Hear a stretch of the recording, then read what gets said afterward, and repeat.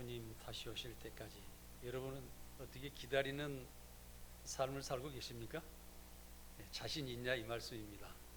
주님께서 오실 때 정말 주님께서 이 세상에 살았을 때 정말 잘했다 칭찬하시고 너는 이제 천국으로 인도하겠다.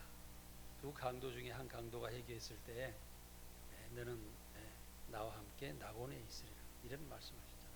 그래서 우리가 하나님을 믿고 살아갈 때 정말 내 인생에서 정말 보람있게 잘 살고 하나님을 의지하고 또 많은 사람을 구원하며 세상을 좋게 한 후에 저 천국을 향해서 한 발짝 한 발짝 걸어나가는 성도 여러분들 되시기를 바랍니다. 오늘은 예수 그리스도의 일꾼이라는 제목으로 말씀을 드리겠습니다. 오늘 말씀은 고린도전서 4장 1절에서 5절입니다. 고린도전서 4장에서 1절 5절입니다. 함께 같이 큰 소리로 읽겠습니다. 사람이 마땅히 우리를 그리스도의 일꾼이요 하나님의 비밀을 맡은 자로 여길지어다. 그리고 맡은 자들에게 구할 것은 충성이니라. 너희에게나 다른 사람에게나 판단받는 것이 내게는 매우 작은 일이라. 나도 나를 판단하지 아니하노니 내가 자책할 아무것도 깨닫지 못하나 이로 인하여 말미암아 의롭다함을 얻지 못하노라. 다만 나를 심판하실 일을 주시니라. 그러므로 때가 이르기 전 곧 주께서 오시기까지 아무것도 판단하지 말라. 그가 어둠에 감추인 것들을 드러내고 마음의 뜻을 나타내시리니 그때에 각 사람에게 하나님께로부터 칭찬이 있으리라. 아멘. 우리가 그리스도의 일꾼으로서 할 일을 다 하고 정말 마지막에 우리에게 칭찬을 해주실 그 그리스도를 기다리라. 이런 내용의 말씀입니다. 예수 그리스도를 믿는 성도들은 세상 사람들이 생각하지 못하는 생각과 일을 하며 세상을 구원하는 특별한 삶을 사는 사람들입니다. 여러분들께서 세상에 흡사해서 살아가지만은 세상 사람들과는 분명히 틀리다는 것을 여러분들은 알아야 됩니다. 그렇기 때문에 오늘도 세상 사람들은 산으로 들러 놀러를 갈 수도 있고 자기의 개인적인 삶을 살아가겠지만 여러분들께서는 하나님의 진리의 말씀을 듣고 기도하고 내가 새롭게 살아가야 되겠다는 생각으로 여기에 나오신 것입니다. 이것은 하나님 나라의 비밀 임무를 수행하는 사람으로서 세상 사람들과 똑같이 사는 것이 아니라 세상을 구원하는 복음의 사명을 가지고 살아가기 때문입니다. 이러한 사명으로 사는 사람은 충성을 다해 일하고 주님 오실 때 결과를 인정받고 칭찬을 기다리는 것입니다. 세상 사람들이 사는 방법은 돈을 벌어서 흥청망청 사용하면서 즐겁게 육신의 정욕과 눈의 안목과 향락을 즐기면서 살아가는 것입니다. 이러한 향락의 성향은 결국 정신지수와 영성지수가 낮아져서 인생 삶의 문제가 되어서 결국에는 인생 마지막에 후회를 하는 삶을 살아가게 되는 것입니다. 그래서 육신의 삶의 실패 요인을 몇 가지 살펴보고자 합니다. 첫째, 열등감입니다. 신학자들이 쓴 글을 보면은 심리학자들이 쓴 글을 보면은 인간의 99%는 많고 적은 차이가 있지만은 열등감을 가지고 살아간다고 했습니다. 이 열등감은 자기의 존재, 자기를 평가절하하는 자학 정세를 말하는 것입니다. 나는 능력이 없다, 부족하다, 여러 가지 핑계를 대고 자기의 부족함을 합리화시키면서 살아가게 되는데 이것이 결국에는 자기 자신을 낮추고 자기 자신을 어렵게 만들고 자기 자신을 어두운 구석으로 몰아간다는 사실을 우리는 깨달아야 되는 것입니다. 또 신체적 결함이 있으나 정서적인 면이나 기능적인 면에서 약점이 있다든지 다른 사람으로서 또한 배척을 당한다든지 실수나 실패하는 일이 있어서 그 일에 집착하고 신경과민을 일으켜 열등감에 빠진다는 것입니다. 이런 열등의식을 극복하지 못하면 새로운 결단도 시도도 할 수가 없어서 인생을 실패하게 되는 것입니다. 그러나 이런 열등감을 이기면서 살아가는 사람들이 많이 있습니다. 그 유명한 미국 루즈벨트 대통령은 소아마비 환자였습니다. 그러나 그런 육체를 극복하고 결국은 대통령이 되어서 성공하였습니다. 베토벤은 청각장애인이었으나 장애를 극복하고 운명교향곡을 작곡했습니다. 오늘 또 찬송가 64장 여러분들 아침에 찬양하면서 잠깐 불렀습니다. 그렇게 강렬한 다이나믹한 그런 찬송을 만들어내는 사람이 결국에는 청각장애자인 맹인이었다는 사실을 우리 여러분들은 아셔야 됩니다. 우리는 왜냐하면 어떤 어려움도 극복하고 살아갈 수 있는 길을 하나님께서는 우리에게 주셨습니다. 그러나 우리는 그것을 바라보지 못하고 1% 학문이라도 있으면 그것을 놓치지 않고 계속 가야 됩니다. 세상에 많은 것은 100가지 1000가지 가기가 좋은 길입니다. 그런데 하나님의 길은 1%와 같이 작은 길이지만 하나님께서는 말씀하시기를 너는 좁은 문을 선택하여 그 좁은 문으로 들어가라고 말씀하고 있습니다. 왜냐? 그것이 생명의 길이기 때문입니다. 특히 또한 린통 대통령은 초등학교 1학년 학력입니다. 그런 초등학교도 졸업하지 못했습니다. 그러나 그 사람은 시골 출신이고 가난했고 아무것도 보잘것이 없고 희망도 없었고 내가 어떻게 살아야 될지도 모르는 그런 절망 가운데 있는 사람이 결국에는 희망을 잃지 않고 계속 앞으로 나아감으로 미국 대통령이 되어 남북을 통일하고 흑인을 해방을 했다는 사실입니다. 이제까지 세계 어떤 나라의 대통령보다도 링컨 대통령을 가장 위대하게 추앙하고 사람들이 바라보고 있는 것은 정말 백인과 흑인, 정말 주인과 종의 세계, 인간의 차별 모든 것을 해결하는 그 대통령이기 때문에 그를 위대하게 생각하는 것입니다. 이 모든 사람은 열등감을 이기고 대통령이 되거나 인생의 최고의 삶을 살았던 것입니다. 우리나라의 과거의 대통령들도 보면은 어떤 사람은 고등학교를 졸업하고 또한 부족한 사람들이 많이 있었지만 끝까지 공부를 해서 교도소 공부를 하고 또 상고를 나왔지만 동부의 대통령이 되고 나름대로 자기 자신의 정말 일생을 끝까지 나아가면서 이겨내며 성공하는 사람을 볼 수가 있습니다. 여러분들께서도 정말 어려운 가운데서 신앙생활 하면서 이기며 지금도 열심히 살아가고 있는 분들이 계실 겁니다. 여러분들 실망하지 마십시오. 왜 그러냐? 이것은 바른 길이고 이것은 옳은 길이고 인간 위에서 가장 지식을 우리에게 주시는 분이기 때문에 그렇습니다. 그래서 생각을 해보십시오. 여러분들께서 부모님이 자녀를 낳았습니다. 그런데 자녀를 낳아서 부모님이 옳은 부모님도 그른 부모님도 있고 또한 그 부모님도 삶을 살아야 되기 때문에 온전히 자식을 100% 올바로 가르친다고는 볼 수가 없는 것입니다. 학교에 스승이 있더라도 그 스승은 지식을 많이 공급하고자 학생들을 열심히 가르치지만은 그는 올바로 완벽하게 가르칠 수는 없습니다. 그렇기 때문에 하나님의 진리와 말씀은 사람을 가장 올바로 행하게 하고 진리로 인도하시고 진실하고 의롭게 살게 하시는 분이 하나님의 진리의 말씀이십니다. 그렇기 때문에 인간 위에 존재하는 것입니다. 어떤 세상의 글과 지식과 철학도 인간 위에 존재하지 못하지만 하나님의 진리와 말씀만은 인간 위에 존재한다는 것입니다. 그렇기 때문에 우리는 그 하나님의 말씀을 믿고 따라 살아가는 것입니다. 두 번째로 두려움입니다. 두려움은 외롭고 약할 때 생깁니다. 장래가 불확실할 때, 죄를 범하고 실패할 때 생기지만 예수님을 믿고 죄를 용서받고 기도하며 소망을 가지면 두려움에서 이길 수가 있습니다. 사랑하는 성도 여러분, 미래를 바라보십시오. 지금 나를 바라보지 마시고 과거를 바라보지 마시고 저 미래에 하나님께서 나에게 축복 주시고 나를 인도하시고 함께 하실 것을 생각하시면서 하나님만 굳건하게 의지하고 나가시기 바랍니다. 셋째로 우울증입니다. 우울증을 극복하려면 믿음으로 자신감을 회복해야 합니다. 하나님을 가까이 하며 믿음을 가지며 진리의 말씀을 읽고 기도하면서 우리가 계속 나아가면 회복할 수가 있었습니다. 저도 항상 여러 번한테 말씀드렸지만은 하나님께서 가장 가까이 하실 때 제가 총각 때였다라고 말씀했는데 그때 하나님의 말씀을 읽고 또 내가 여러분들께 윤영석 쌤 유튜브 보내드렸죠. 예, 들어보십시오. 그분이 기독교에서 가장 색소폰을 잘 부른 분이에요. 예, 그래서 그 색소폰을 들으며 기도하면서 새벽이나 기도할 때 하나님께서 임재하셔서 나에게 굉장한 비전을 주시고 내가 일생에 살아서 보지 못하는 환상을 보이시면서 나를 이끌어 주시는 것을 보았습니다. 그렇기 때문에 그때 영적으로 저를 인도하셨던 것이 지금도 설교하는 장로가 되지 않겠는가 저는 그렇게 생각합니다. 사랑하는 성도 여러분, 하나님을 가까이 하시는 노력하십시오. 그러시면 하나님께서는 여러분들 안에 계셔서 여러분들 안에 사랑을 나타내시고 여러분의 마음을 평안과 기쁨 가운데로 인도하여 주실 줄 믿습니다. 네 번째로 고독입니다. 대화 상대자가 없거나 사랑을 잃어 연약한 생각에 빠질 때 고독해집니다.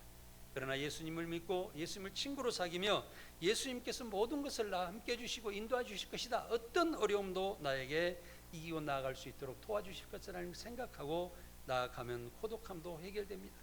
성도들과도 항상 활발하게 상대하십시오. 교회 왔다가 나만 말씀을 듣고 그냥 식사하시고 돌아갈 것이 아니라 한마디라도 옆에 계신 분한테 즐거운 말 한마디, 기쁨의 말 한마디, 소망을 주는 말 한마디라도 주시는 성도 여러분들이 되시기를 바랍니다. 예토리적인 삶은 나를 왕따시켜서 나를 점점 좁은 생각으로 하고 남이 어떤 나에게 관계가 됐을 때 남을 미워하게 되는 생각만 커지게 됩니다. 열으십시오. 하나님 앞에 열어야 됩니다. 어린아이와 같은 마음으로 순수해지면서 열을 때 하나님의 말씀 보이고, 또한 예수 그리스도께서 이 땅에 오셨을 때도 많은 제사장들과 서기관들과 이런 사람들도 마음을 열지 않고 과거 율법 속에 빠져 있었기 때문에 예수를 보지 못했습니다. 그러나 순수한 사람들은 예수를 보았습니다. 왜 그랬을까요? 우리는 하나님을, 또 하나님의 진리의 말씀을, 하늘의 세계를 우리가 바라볼 수 있는 그런 생각을 가지게 되면 우리 주 예수 그리스도가 내 앞에 계시고 하나님께서 내 안에 계심을 우리는 알게 된다는 사실입니다. 다섯 번째로 마음의 분노입니다. 사람은 감정의 동물로 슬프거나 괴롭거나 분노할 때가 있습니다. 오스트리아 대학에서 10마리 쥐를 가져다가 한 5마리는 한 5마리와 또 다른 5마리를 다른 상자에 넣고 한쪽 상자에는 경쾌한 음악을 틀어주고 한쪽에는 깜짝깜짝 놀라는 그런 음악을 틀어주었다고 합니다. 20일 후에 결과를 보니까 경쾌한 음악을 틀어준 쥐는 토실토실하게 성장했으나 깜짝깜짝 놀라는 음악을 틀어준 상자의 쥐는 뇌신경에 문제가 생기고 심장 박동에 문제가 생겼으며 위가 헐어 있었다고 합니다. 하나님을 믿는 우리는 분노를 조절하고 참고 용서하고 사랑하는 마음으로 온유한 삶을 살아가야 됩니다. 그래야만이 내 신체도 내가 생각하는 것에 따라 그렇습니다. 저는 여러 번 말씀드립니다마는 대한민국의 농사가 너무너무 잘 됩니다. 중국에 가도 만주벌판에 가도 농사가 너무너무 잘 됩니다. 그런데 그 중간에 있는 북한 땅은 토질이 다 비슷할 텐데 왜 농사가 잘 안 될까요? 사람의 생각이 잘못되고 독재국가가 돼서 사람들의 그 농사를 짓고 어떻게 해야 되겠다는 생각이 분명히 가슴에서 솟아나서 새롭게 강한 마음으로 농사를 짓지 않으면 그 농토도 다 망하게 된다는 것입니다. 그렇기 때문에 우리는 항상 마음을 바로 세우고, 그러면은 내 가정과 나의 생활과 우리 교회도 이 세상도 나로 인해서 또 하나님께서 나를 통해서 세상을 더 밝게 해주신다는 사실을 우리는 알아야 됩니다. 어려운 환경을 보지 말고 주 안에서 믿음으로 살아가면 하나님께서 길을 열어주십니다. 그러면 그리스도 일꾼은 어떤 자세로 살아가야 할 것인지 우리는 새겨보아야 합니다. 첫 번째로 소명감으로 하나님의 일꾼은 살아야 합니다. 우리 몸에는 많은 지체가 있습니다. 모든 지체는 중요한 기능을 가지고 있습니다. 성도들은 교회의 머리 되시는 예수 그리스도의 진리의 말씀에 따라 각자 은사를 행하는 중요한 지체로 이루어져 있습니다. 목사님, 장로님, 권사님, 집사님, 또한 교회 여러 봉사자, 교사, 반주자, 찬양, 음향, 청소 이르기까지 모든 부분에서 한 가지씩 이렇게 봉사하시는 분들이 많이 계십니다. 오늘도 일찍 일어나서 지하의 문을 열고 또한 차가 들어오면 인사를 하고 안내를 하려고 하는, 아무도 누가 그걸 요구하지 않았는데 그런 우리 김용태 집사님 바라볼 때 너무나도 감사했습니다. 사랑하는 성도 여러분, 아침에 일어나면 내가 교회를 빨리 가야겠다 생각하지 않습니까? 교회를 가고 싶어 생각하지 않습니까? 이곳이 편안하다고 생각하지 않으십니까? 이런 분들은 복이 되실 줄 믿습니다. 그러나 우리 모든 일은 첫째 자원하는 마음으로 해야 된다는 것입니다. 어머니께서 평생의 가정일을 하면서도 힘들다고 생각하지 않고 열심히 하십니다. 이것은 무엇일까요? 가족과 자식을 사랑하는 마음이 있었기 때문에 가능한 것이 아니겠습니까? 즐겁지 않은 일을 억지로 하면 스트레스를 받는 것입니다. 즐거움을 하는 모든 일은 효과가 있으며 자원하는 마음으로 하는 일은 소명감과 즐거움으로 능력이 크게 나타나는 것입니다. 사랑하는 성도 여러분, 내가 이 일을 완성해야 되겠다, 오늘도 이 일을 마치고 나서 내가 참 잘했다 하고 이렇게 만족감을 가지겠다고 노력하는 사람은 그 일이 신이 나서 오후가 되면 다 끝나게 될 것입니다. 그러나 할 건가 말 건가 망설이면서 하다 보면은 그냥 그것은 반도 안 끝나고 내일도 미뤄지는데 또 내일도 그 일하는 생각이 강하지 못해서 그 일은 별로 반쪽짜리로 완성해야 될 줄 믿습니다. 사랑하는 성도 여러분, 이미 유리한 살아가는 동안에 피동적인 생각을 버리고 긍정적인 생각을 가지십시오. 그 긍정적인 생각은 나를 인도할 것이며 내가 목적과 목표를 세우며 나갈 때 그 목적과 목표는 나를 인도하여서 새로운 미지의 세계를 나아가게 해서 크게 성공하게 하여 줄 믿습니다. 둘째로 마땅히 해야 할 일로 생각하고 열심히 해야 됩니다. 교회 안에서 다른 사람들은 봉사하는데 나만 봉사하지 않는다면 어떡하겠습니까? 또한 마음이 불편하실 것입니다.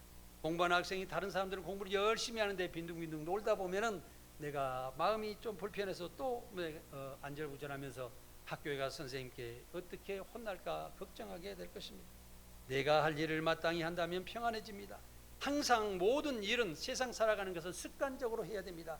왜냐하면 아침에 일어나는 것도 내 몇 시에 일어나야 되겠다고 항상 결정하고, 내가 오늘 어떻게 살아야 겠다 하루에 아침에 계획을 세우고, 또한 일주일 계획은 오늘 세우고, 한 달 계획은 이번 주에 세우고, 1년 계획은 이달에 세워서 내가 미리서 땡겨서 한 가지 한 가지를 완성해 나가는 그런 삶을 살아가는 사람은 큰 성공을 이루게 될 줄 믿습니다.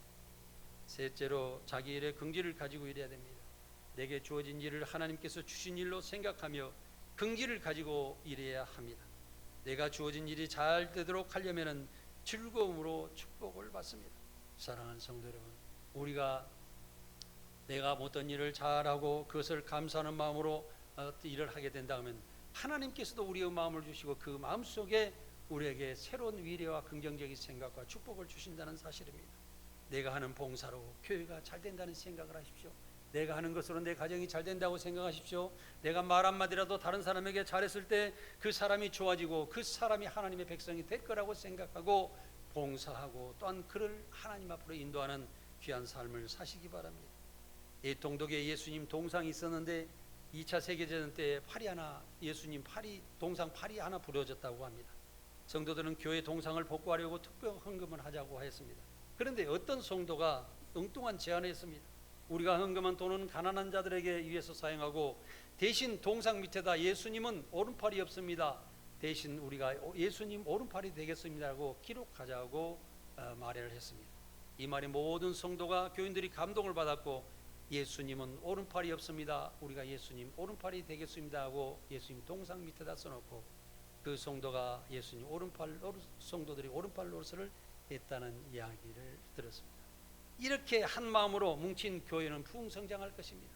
사랑하는 성도 여러분, 우리는 가끔 가다가 미국의 뉴스를 보면 우리나라 뉴스에는 자꾸 안 좋은 뉴스를 많이 방영하는 것 같아요. 그런데 미국에서는 어떤 감동적인 뉴스가 있다든지 그들은 있으면 대서특필하는 그런 뉴스를 바라봤습니다.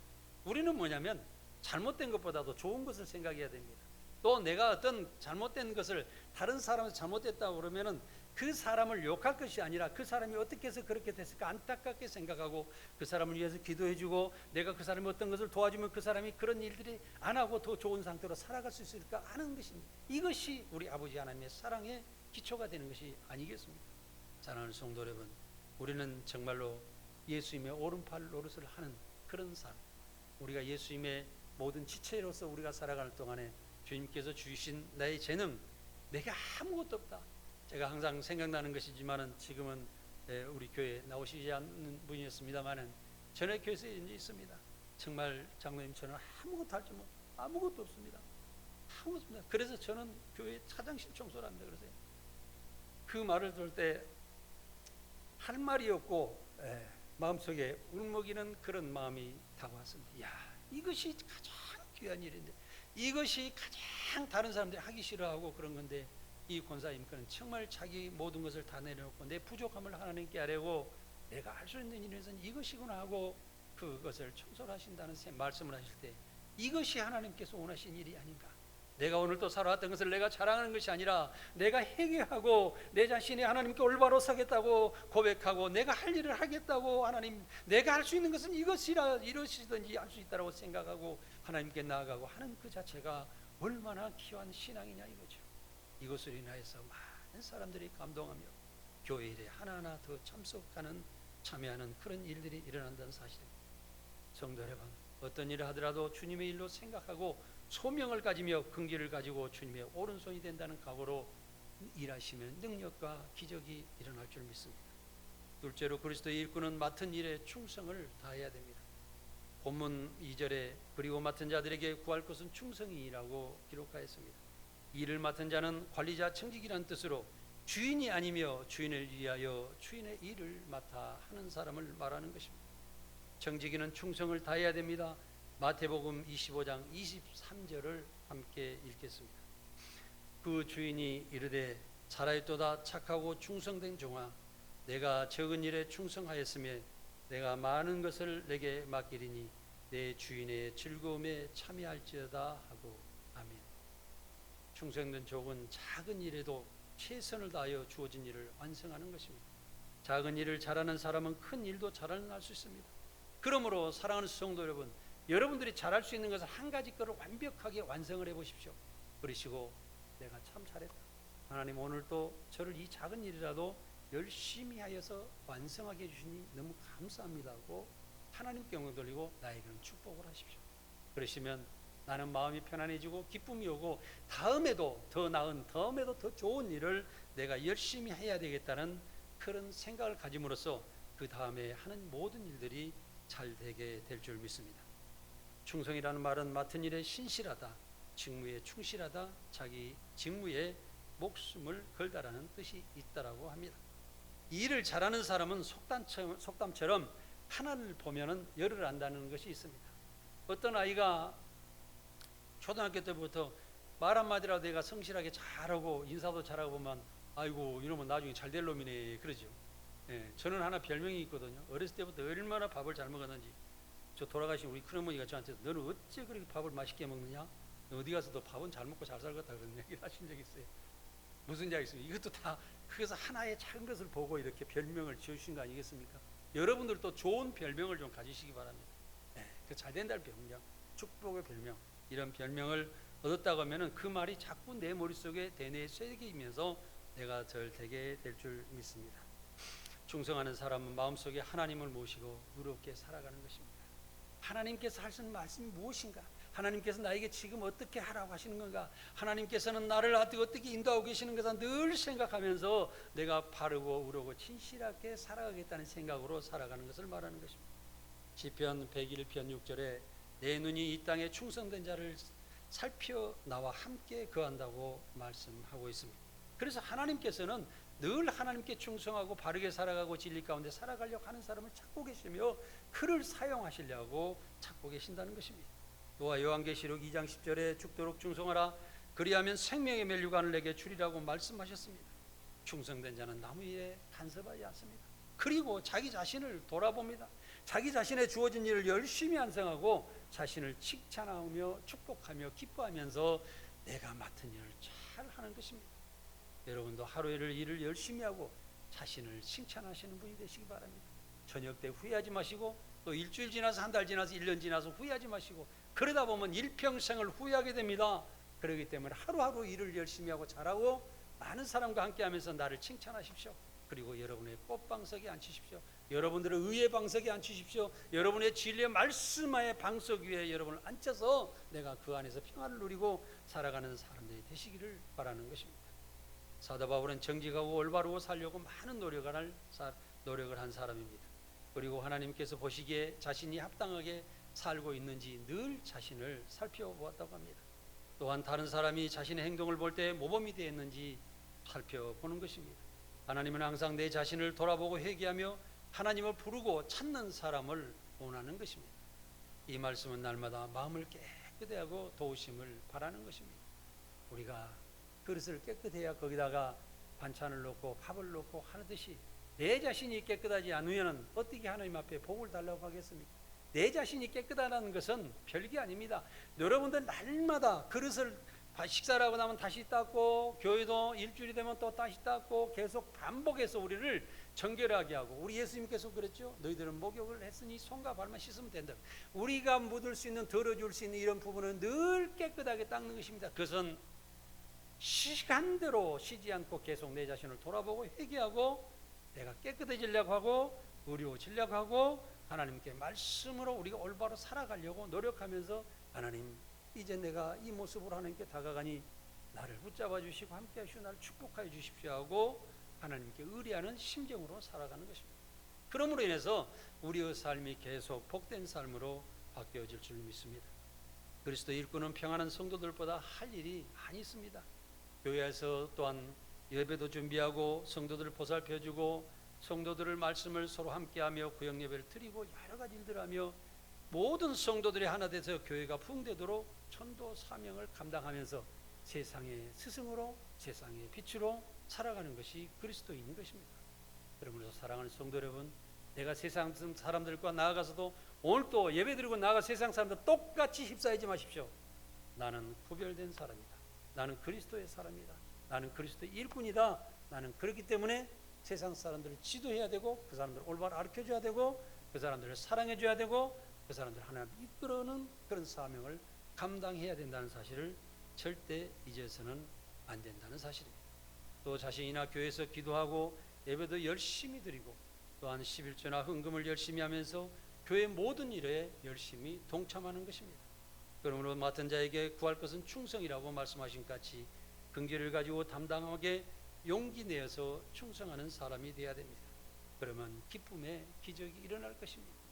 우리가 하나님의 말씀 가운데서 의롭게 살아가게 되면 반드시 그 뒤에는 내 안에 평안이 찾아오고 기쁨이 찾아가고 또 나아가서 천국의 소망이 생길 줄 믿습니다. 즉 다시 말하면 세상에서 얻을 수 없는 나만의 기쁨의 삶을 얻고 살아가는 것입니다. 셋째, 그리스도의 일꾼은 자신을 가지고 있는 것으로 헌신해야 됩니다. 하나님께서 모세를 부를 때 모세는 자신의 연약함을 호소했습니다. 하나님, 나는 늙었습니다. 말할 줄 몰랐습니다.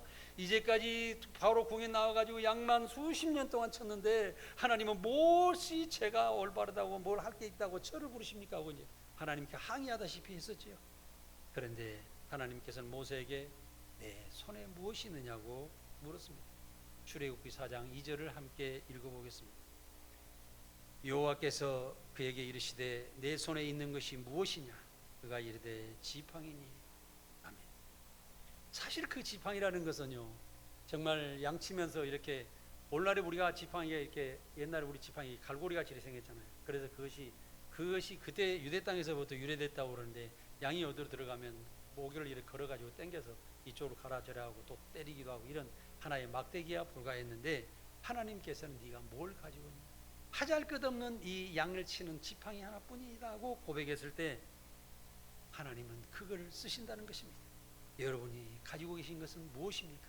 여러분 한번 생각해 보십시오. 지금 자신에서 내게 하나님하고 관계해서 하나님께 드릴 수 있고 하나님께서 달라고는 주실 수 있는 것이 무엇이겠는가 한번 생각해 보시기 바랍니다. 모세는 이스라엘의 영조가 되었으며 탁월한 정치가 되었고 종교가가 되었던 것입니다. 그러나 하나님이 모세에 부를 때는 이미 모세가 늙었고 80세였던 사실입니다. 모세에 대하면 모세에게 있는 것이 아니라 전능하신 하나님께 있는 것입니다. 단지 모세는 하나님께 충성하는 그를 인정하고 하나님을 인정하고 하나님 말씀에 따랐던 것뿐입니다. 모세는 하나님께서 부르실 때 80세의 노신이었으나 하나님은 기력이 저하여도 힘이 없어도 체력이 없어도 건강이 약해도 모든 것이 부족해도 하나님께 헌신하고 충성하겠다는 사람을 찾으신다는 것입니다. 그렇기 때문에 그를 위해서 그 때문에 예수님께서 세상에 오셔서 많은 병자를 고치시고 그들을 일으켜서 그들이 다시 세상에 올바른 사람들에게 부끄럽게 하여 세상 사람들이 올바로 설 수 있도록 하나의 표적을 세우시는 것입니다.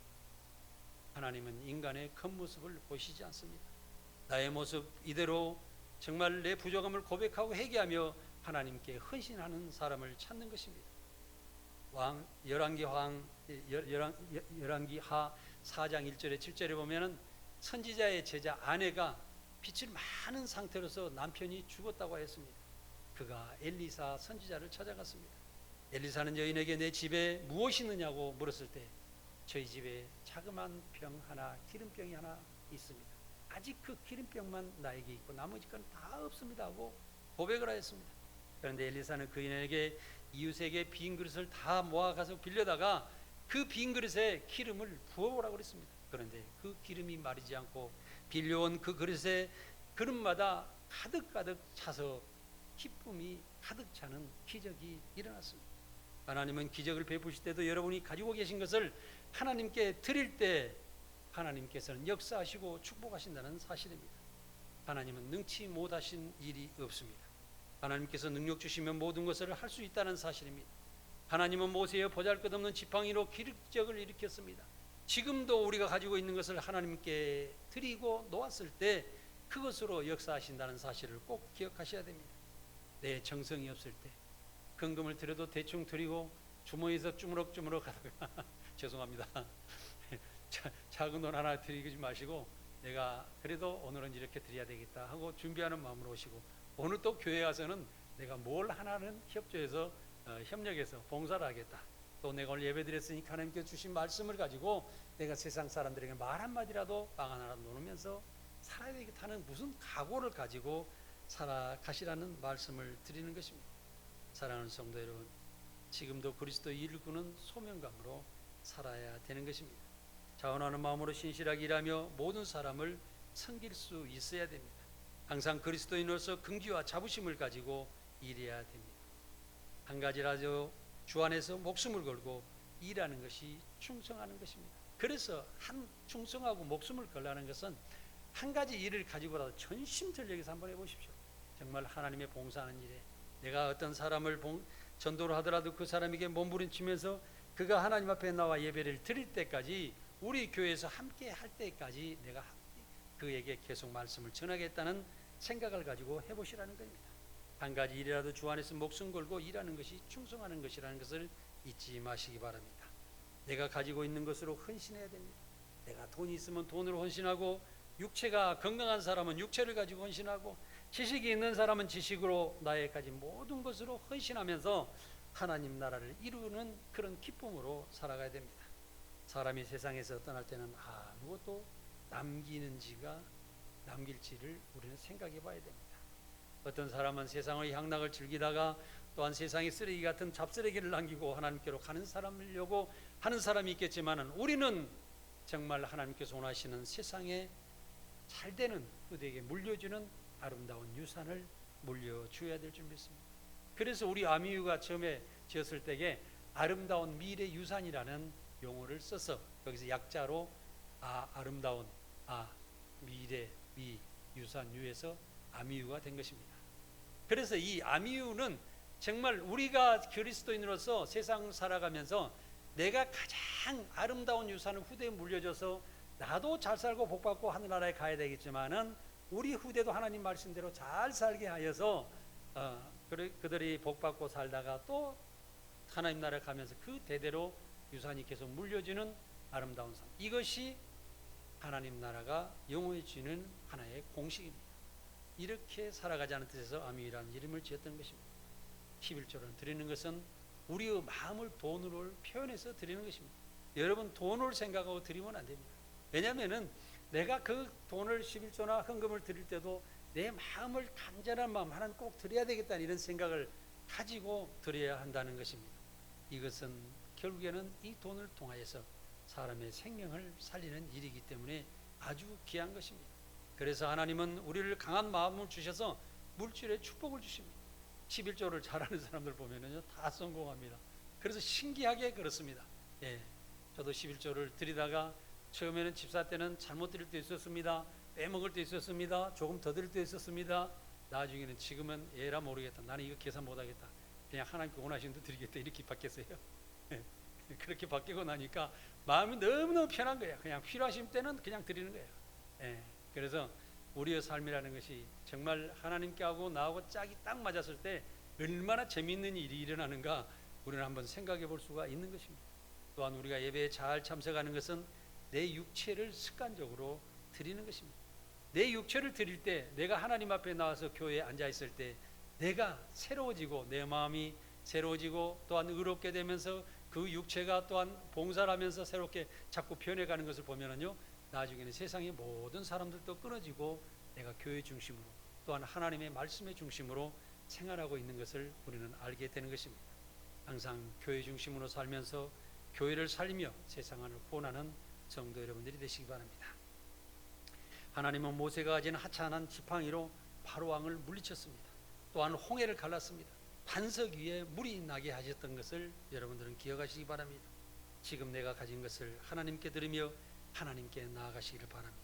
이것이 축복의 문으로 들어가는 지름길인 것을 알아야 합니다. 지금 여러분이 가지고 계신 것은 무엇입니까? 이것을 하나님께 드리면 기적이 일어날 줄 믿습니다. 베세다 광야에서 어린아이가 예수님께 드린 물고기 2마리와 보리떡 5개로 5,000명을 먹이고 12강주리를 남겼던 사실을 여러분들 기억해 보십시오. 그 어린아이 보리떡 2개, 물고기 2마리와 보리떡 5개, 정말 작은 것이었습니다. 그런데 그것이 어마어마한 그 주 예수 그리스도의 그 축복을 통해서 많은 사람들이 감동을 받고 그 사람들이 그 모든 것이 배불리 먹고도 남는 역사가 일어났다는 것은 하나님께서는 우리의 작은 것, 아주 조그만 것으로도 큰 능력을 일으킨다는 사실을 알아야 됩니다. 우리가 드린 것으로 하나님 나라는 영원해진다는 사실입니다. 우리가 들은 것으로 복음을 전해지고 선교사들에게 파송하고 그들이 다시 복음을 전함으로 미전도 종족에 또 복음이 전해지면서 계속 전파되고 있다는 사실입니다. 우리나라가 기독교가 쇠퇴해지니까 이제 기독교 전체가 하나님 나라가 망할 것 같습니까? 그렇지 않습니다. 지금 아프리카는 계속 부흥되고 있습니다. 거기에는 자그마한 교회에서도 미어터지라고 정말 예배드리면서 정말 많은 사람들이 와서 예배드리는 것을 우리는 기억하고, 우리가 지금 복음을 받아서 다시 우리나라가 부강이 됐다면 다시 가난한 나라에 또 전도가 되지 않은 그 나라를 향해서 복음이 흘러가서 하나님 나라는 온 세계를 다 휘젓고 돌아다니시며 마지막에 예루살렘에 가면 이 세상은 말세가 온다는 그런 이야기인데 그렇게 되는 것 같습니다. 부족한 사람이라 생각하지 말고 있는 것을 정성으로 하나님께 드리시고 축복받으시기 바랍니다. 인간의 이대함은 하나님께서 쓰실 때 가장 높게 납니다. 아무리 세상 사람들이 생각하고 또한 내 자신을 내로 생각하고 살지만은 나는 내 자신의 모든 것을 해결할 수가 없습니다. 그러나 인간이 가장 위대하게 쓸 때는 하나님께서 쓰실 때입니다. 그것은 가장 의롭게 되고 가장 진실하게 되며 많은 사람 섬기고 사랑하게 되며 모든 인류를 위해서 내가 희생할 수 있는 정신과 능력으로 살아가기 때문에 결국에는 그 사람이 세상에서 가장 위대한 인물로 가게 된다는 것입니다. 그래서 사랑하는 성도 여러분께서도 항상 나보다는 내 가족을, 내 가족보다는 교회보다는 이 사회와 이 나라를, 온 세상의 모든 그리스도인들을 위해서, 또한 복음을 전해지지 못한 종족들을 위해서 생각하고 내가 나아가야 되겠다는 생각을 가지고 살아가시기 바랍니다. 인간의 이대함은 하나님께서 쓰실 때 가장 높게 된다는 사실입니다. 하나님께서 나와 함께 하시도록 하나님께 드리시기를 바랍니다. 성도 여러분은 기적에 또한 모든 믿음을 일으키려고 살아가시기 바랍니다. 여러분들의 인생을 성공으로 이끌어 가시기 바랍니다. 또 여러분들의 미래의 삶이 하나님께서 큰 축복을 주실 거라는 것을 생각하고 여러분들의 기쁨으로 과감한 믿음을 가지고 앞으로 나아가시는 모든 성도 여러분들이 되시기 바랍니다. 기도하겠습니다.